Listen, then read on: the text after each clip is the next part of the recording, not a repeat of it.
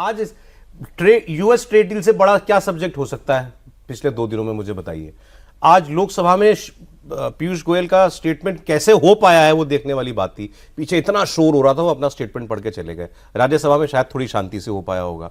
मतलब इससे बड़ा अच्छा, इसमें आपके पास कहने के लिए बहुत कुछ है ऑपोजिशन के पास, क्योंकि उसकी डिटेल्स सामने नहीं है। आप 100 सवाल पूछ सकते हो, इसी पे घेर लेते सरकार को। मैं कह रहा हूं यही इस पे बात कर लेते। सौरभ जी, आपको ये बताऊं कि हो सकता है, संभवतः यही होगा, क्योंकि विपक्ष को यह भी लग सकता है कि कहीं ऐसा ना हो कि सरकार इंडो यूएस ट्रेड डील की सकारात्मकता को लेकर इतनी अच्छी आगे बढ़ जाए तो उसको डिरेल करने की भी यह साजिश हो सकती है। और उसमें विपक्ष कहीं ना कहीं थोड़ा कामयाब होता हुआ नजर आ रहा है, क्योंकि अब हमने देखा, अब ये जो तथ्य और तर्क की बात चल रही है, क्योंकि आप देखिए आज प्रधानमंत्री के भाषण को स्थगित कर देना, इससे ज्यादा शर्मसार और कुछ नहीं हो सकता। नहीं, वो तो आप देखिए, वो जब भी बोलेंगे तो हंगामा ही होगा।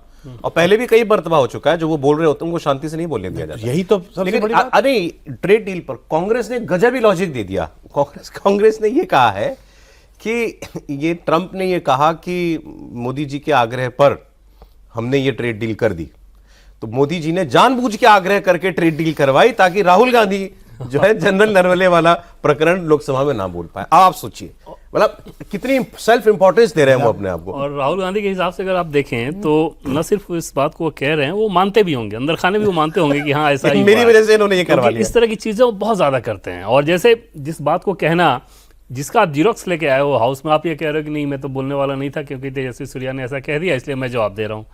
आप जीरोक्स लेके हाउस में आए थे ना, पूरी कॉपी, तो आपको तो बोलना ही तो बोलना था। दूसरी चीज कि जब उन्होंने बोलना शुरू किया और जैसे उनको ये समझ में आया कि राजनाथ जी उठ के खड़े हुए रक्षा मंत्री, और उन्होंने रिएक्ट किया, उसके बाद राहुल गांधी को ये समझ में आ गया कि इससे तो ये लोग अनकंफर्टेबल हो रहे हैं। उसके बाद उस लाइन को उन्होंने पकड़ लिया। अन्यथा अगर वो चाहते तो जो बातें उस पुस्तक में लिखी गई हैं उसको सवाल के संदर्भ में तो पूछ ही सकते थे।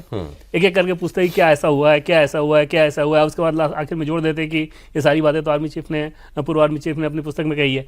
लेकिन उनको वही मजा लेना था, क्योंकि जैसे सौरभ हाउस की कार्रवाई बाधित हो रही थी, मतलब स्थगित हो जा रही थी बाधित होने के बाद, तो उसके बाद मजे लेते हुए बाकी दूसरे सांसदों से इस भाव, हम लोग तो ऊपर थे तो एग्जैक्ट सब नहीं आ रहा था, बट ये समझ में आ रहा था कि पूछ रहे हैं कि कैसा रहा, मजा है कि नहीं आया, हंस के। मतलब वो इसको परफॉर्मेंस की तरह ले रहे थे, नेचुरली, मतलब पॉलिटिकल परफॉर्मेंस के तौर पे ले रहे थे कि हाँ मैं इसमें सरकार को असहज कर रहा हूँ और सरकार को ऐसी चीज पे घेर रहा हूँ जहाँ पे सरकार बेचैन हो रही है। जितनी बार सरकार रिएक्ट कर रही होगी उनको लग रहा होगा, जितनी बार रिएक्ट कर रही, हाँ वो एकदम हंस के, और जैसे ही कार्रवाई स्थगित होती थी तो फिर उस बात को वो कहते थे। अब उसको उन्होंने पकड़ लिया। दूसरा, जैसे अपोजिशन में ऑलरेडी आप क्योंकि सत्ता से दूर रहते हैं तो एक फ्रस्ट्रेशन रहता है।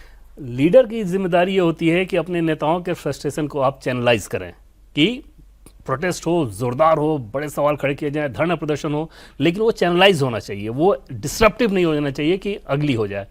राहुल गांधी क्योंकि खुद ही अपने फ्रस्ट्रेशन को ऐसा लगता है कि राजनीतिक फ्रस्ट्रेशन को काबू नहीं कर पा रहे हैं, तो नीचे क्या करेंगे। मैं इस आधार पर सर इस बात को कह रहा हूँ, और बार बार मैं कहूँगा कि रवनीत बिट्टू के साथ जो उन्होंने किया, ये बिना किसी फ्रस्ट्रेशन के हो ही नहीं सकता।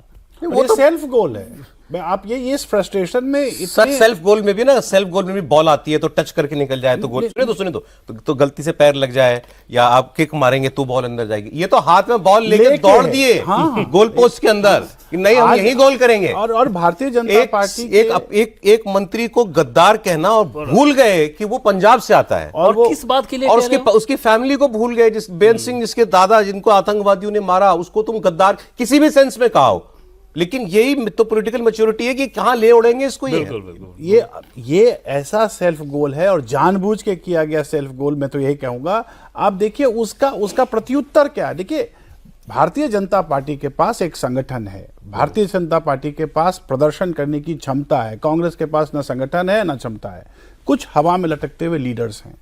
अब आज देखिए कि दिल्ली में क्या प्रदर्शन हो रहा है। अभी जब हमारा बात कर रहे हैं तो पूरे दिल्ली में अब उसको भारतीय जनता पार्टी ने इस प्रकार से बनाया है, इस प्रकार से, क्योंकि आप समझिए सिख समुदाय के प्रति संवेदनशील भारतीय जनता पार्टी रही है, और सिख समुदाय एक बहुत बड़ी कमजोरी से ग्रसित रहा है, खास करके गांधी परिवार की तरफ 1984 के बाद से। अब ये मुद्दा इतना बड़ा मुद्दा हो जाएगा कि राहुल गांधी अब क्षमा मांगते हैं आपको हर जगह। क्या तैयारी